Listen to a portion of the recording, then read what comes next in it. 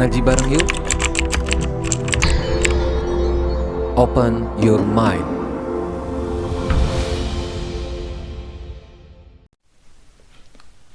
Assalamualaikum ahli surga. Tabi pun. Bismillahirrahmanirrahim. Alhamdulillahirabbil alamin. Arrahmanirrahim. Maliki yaumiddin. Iyyaka na'budu wa iyyaka nasta'in. Ihdinas siratal mustaqim. Siratal ladzina an'amta 'alaihim ghairil maghdubi 'alaihim waladdallin. Amin. Amin. Amin ya rabbal alamin. Para ahli surga yang dimuliakan oleh Allah Subhanahu wa Ta'ala. Jumpa lagi dengan Kiai Ikada. Di kesempatan yang berbahagia ini, Kiai akan mencoba mengajak kembali para ahli surga semuanya untuk belajar bersama, berpikir bersama, membuka wawasan bersama-sama. Tema Kiai pada malam hari ini adalah tentang penyebab-penyebab penyakit. Mungkin kita semua sudah banyak yang tahu sebab-sebab penyakit yang kita alami atau yang orang-orang alami. Sebab penyakit diabetes kenapa? Penyakit rabun kenapa? Penyakit leper kenapa? Jantung itu kenapa penyebabnya? Lalu, dan sakit-sakit yang lainnya. Dari penyakit-penyakit yang kita alami, ataupun penyakit-penyakit yang kita perhatikan dan kita saksikan yang dialami oleh orang lain, mungkin ada juga yang penyakit misalkan pegel-pegel gitu, sakit kepala, migrain. Ada banyak sebab yang membuat kita sakit. Tapi di dalam Al-Quran ada beberapa ayat yang menjelaskan tentang penyebab-penyebab dari penyakit yang dialami oleh para nabi. Kalau Kiai perhatikan dan Kiai coba ingat ayat-ayat yang menjelaskan tentang para nabi yang diberikan penyakit oleh Allah, Kiai belum menemukan penyebab duniawi yang menjelaskan penyakit yang diberikan oleh Allah untuk para nabinya. Misal saja, Nabi Sulaiman alaihissalam, Allah berikan kelumpuhan kepada Nabi Sulaiman alaihissalam. Kiai cari apa penyebabnya, penyebab duniawinya. Apakah dia salah makan? Apakah dia kebanyakan memakan kolesterol? Atau yang lainnya? Dan Kiai belum menemukan penyebab duniawinya. Tapi Kiai terkejut ketika Kiai memperhatikan ayat Al-Quran tentang cerita Nabi Sulaiman yang diberi kelumpuhan. Ternyata Allah memberikan kelumpuhan kepada Nabi Sulaiman itu ketika Nabi Sulaiman lalai karena suka dengan kuda pilihan. Ada juga permintaan Nabi Sulaiman meminta diberikan kerajaan yang kerajaannya itu tidak boleh ada yang sama apabila orang-orang membangun kerajaan. Jadi, Kiai pribadi mengambil intisari dari cerita penyakit lumpuhnya Nabi Sulaiman. Penyebabnya bukan penyebab duniawi, tapi penyebab dia menyukai kuda pilihan sehingga Nabi Sulaiman lalai. Ini contoh penyakit yang pertama dengan sebabnya, yaitu lalai, terlalu cinta dengan kuda pilihan, dan Nabi Sulaiman memegahkan kerajaannya sampai tidak boleh ada seorang pun yang menyerupainya. Kalau Kiai pikir, Kiai ini orangnya suka ngemegahin rumah, supaya rumah Kiai ini berbeda dari rumah yang lainnya. Maka pembelajarannya, Kiai pribadi harus hati-hati diberi kelumpuhan oleh Allah atau penyakit yang serupa dengan lumpuh. Mungkin piling Kiai bakal kena stroke. Kiai juga suka dengan kendaraan. Pernah lalai? Pernah lalai. Maka mudah-mudahan dari ayat-ayat Al-Quran tentang kelumpuhan Nabi Sulaiman, Kiai diberi ampunan oleh Allah Subhanahu wa Ta'ala. Itu penyakit kelumpuhan dari kisah Nabi Sulaiman. Lalu Kiai ingat Nabi Yakub alaihissalam diberi kebutaan oleh Allah Subhanahu wa taala. Sama, Kiai cari penyebabnya. Apakah dia salah makan? Apakah dia kelilipan? Apakah dia dilempar orang? Tapi Kiai tidak menemukan penyebab duniawinya. Namun, dari cerita Nabi Yakub, Kiai kumpulkan ayat demi ayat, walhasil, Kiai mengambil intisari. Kenapa saudara-saudaranya Nabi Yusuf itu tidak suka kepada Nabi Yusuf? Penyebabnya, karena Nabi Yakub lebih sayang terhadap Nabi Yusuf daripada saudara-saudaranya. Ini bukan urusan duniawi, tapi urusan kasih sayang. Tidak adil dalam kasih sayang, maka Allah memberikan kebutaan kepada Nabi Yakub alaihissalam. Akibatnya, saudara Nabi Yusuf ingin membunuh Nabi Yusuf, dan itu pun terjadi dalam ceritanya. Dibawa ke hutan hendak dibunuh, dan ada satu orang saudaranya yang menyarankan jangan dibunuh, dimasukkan saja ke dalam sumur. Dan inilah penyebab penyakit kebutaan yang dialami oleh Nabi Yakub, karena dia lebih sayang terhadap Nabi Yusuf daripada saudara-saudaranya, sehingga saudara-saudaranya iri kepada Nabi Yusuf. Itu contoh penyakit yang kedua. Kalau kita buka kembali dan kita khatamkan terjemahan atau membaca terjemahan di dalam Al-Quran, kita juga akan menemukan Nabi Ayub alaihissalam diberi penyakit kulit, sehingga istrinya tidak mau mengurusnya ketika sakit. Bahkan masyarakatnya, kaumnya mengasingkan Nabi Ayub alaihissalam. Apa penyebabnya?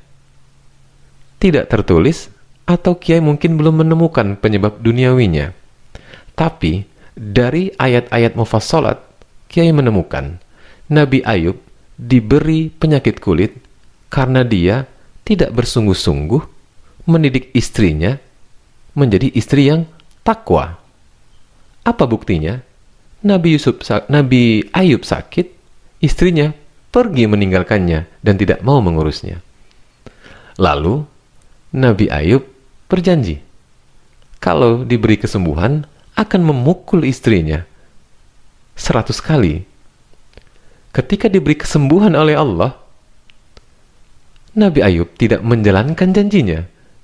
Maka Allah mengingatkan kembali akan janjinya. Maka dikumpulkanlah 100 bahan untuk memukul istrinya 1 kali. Itu penyakit kulit. Sampai orang-orang menjauhi kita. Lalu Kiai ingat cerita Nabi Yunus alaihissalam. Apa yang Allah berikan kepada Nabi Yunus alaihissalam? 1, dibuang ke laut. Yang kedua, ditelan oleh ikan besar. Yang ketiga, diberi sakom. Sakom itu sakit, tapi tidak seperti lumpuh Nabi Sulaiman, tidak seperti butanya Nabi Yakub. Sakom itu penyakit seperti pegal-pegal, kepala pusing, dan lain sebagainya. Artinya yang masih bisa melihat, masih bisa berjalan, dan masih bisa beraktivitas. Tapi, yang paling Kiai cari itu penyebab duniawinya. Dan Kiai tidak menemukan, belum menemukan. Setelah Kiai kumpulkan ayat demi ayat tentang Nabi Yunus alaihissalam, kenapa diberi sakom atau penyakit yang biasa, dibuang ke laut dan dimakan ikan besar, ditelan ikan besar, ternyata dia mengeluh umatnya tidak beriman selama dia berdakwah. Dia marah, umatnya tidak ada yang beriman. Yang terakhir, dia tidak peduli dengan umatnya dan pergi meninggalkan umatnya. Maka dari cerita Nabi Yunus ini, Kiai berpikir dulu Kiai suka marah, suka ngeluh, suka kesel, kemudian nggak mau peduli lagi, walaupun dengan saudara sendiri. Saking kesel, akhirnya kita nggak peduli lagi, tidak mau mengajak dia sembahyang lagi, tidak peduli dia mau apa, mau berbuat apa, terserah. Itu dulu kiai. Dan sekarang kiai merubah itu agak susah.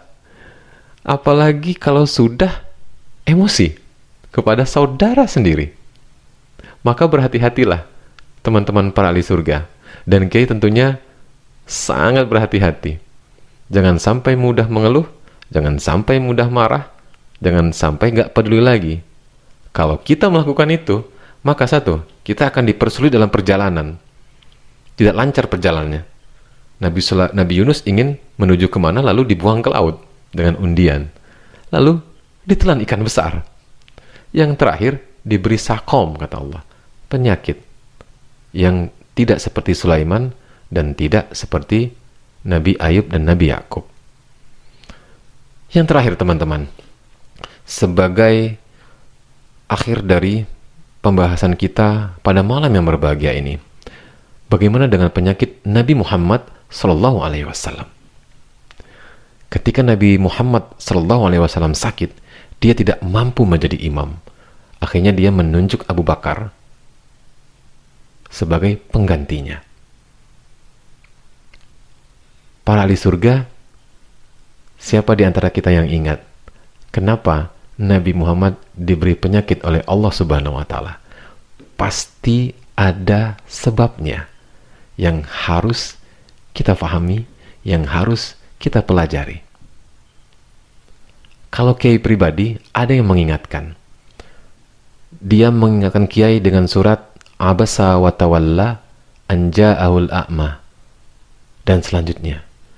Di surat tersebut, ternyata ketika ada seorang miskin yang buta datang kepada Nabi Muhammad tidak menerimanya dengan penerimaan yang baik. Amma man istaghna, sedangkan ada orang yang memiliki harta, orang yang kaya, fa antalahu talaha, Nabi Muhammad menerimanya. Dan kiai pribadi langsung tersentak. Kiai ini dulu suka kalau ada orang kaya, kiai temenin. Kayak deketin maksudnya. Semuanya ditemenin. Tapi kayak dekat nih. Tapi kalau ada orang miskin, kadang-kadang males. Kalau ada maunya, baru kita deketin. Kalau kiai deketin, kalau ada maunya dengan orang yang tidak kaya. Walhasil, itulah teman-teman, pemikiran pribadi kiai dari cerita-cerita para nabi yang diberi penyakit oleh Allah Subhanahu wa Ta'ala. Kiai belum menemukan satu ayat pun yang menjelaskan tentang penyebab duniawinya. Apakah salah makan? Ataukah kecelakaan? Ataukah dijadikan korban oleh orang lain sehingga diberi penyakit? Lalu, bagaimana dengan corona pada saat ini? Seluruh dunia mengalami atau menerima virus penyakit corona ini. Dari peristiwa penyakit corona ini yang dialami oleh seluruh dunia, kayak hanya ingat cerita Nabi Nuh alaihissalam. Di situ ada banjir yang menenggelamkan seluruh dunia. Pembelajarannya, Nabi Nuh alaihissalam itu tidak mengenal istrinya.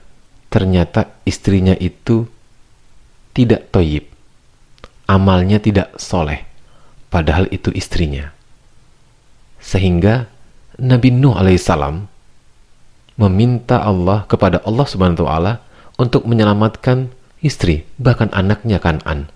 Nabi Nuh tidak mengetahui istri dan anaknya ternyata masuk ke dalam golongan orang-orang yang tidak soleh. Feeling kiai, pemikiran kiai, logik kiai, peristiwa banjir Nabi Nuh dan penyakit corona yang kuantitinya, yang kualitasnya seluruh dunia mengalaminya, mungkin kita tidak mendidik istri kita dengan sungguh-sungguh dan kita tidak mendidik anak kita dengan pendidikan yang layak atau yang baik menurut kurikulum Allah Subhanahu wa Ta'ala. Maka dari channel ini, Kiai mengajak kita semua mari kita perbaiki pemikiran kita, pemahaman kita. Kita perbaiki metode pendidikan kita untuk mendidik istri, mendidik anak-anak, dan mendidik keluarga kita. Dan mari kita ingatkan bahwasanya penyebab penyakit yang kita alami dan yang orang-orang alami, kita harus kembalikan kepada Allah Subhanahu wa Ta'ala. Kita tidak akan pernah menemukan para nabi itu meminta kesembuhan kepada Allah Subhanahu wa Ta'ala ketika mereka mengalami atau diberikan penyakit oleh Allah Subhanahu wa Ta'ala. Namun, bedanya dengan kita, ketika sakit, yang kita minta adalah kesembuhan. Jika para nabi diberi penyakit oleh Allah Subhanahu wa Ta'ala, mereka yang pertama beristighfar, yang kedua, mereka meminta jikalau mereka diwafatkan oleh Allah dengan penyakit ini, mereka meminta diwafatkan dalam keadaan muslim. Itulah bedanya kita dengan para nabi dan rasul. Para nabi minta diwafatkan dalam keadaan bersih dari dosa ketika sakit, tapi kita meminta kesembuhan ketika kita sakit. Demikianlah para ahli surga yang dimuliakan oleh Allah Subhanahu wa Ta'ala. Taqabbalallah, alhamdulillahi rabbil alamin. Ingat, nomor 1 kan kitab Al-Quran, nomor 2 kan kitab hadis, dan nomor 3 kan kitab tafsir para ulama sebagai bacaan pengetahuan dan bacaan keilmuan untuk menambah wawasan kita. Wassalamualaikum warahmatullahi wabarakatuh.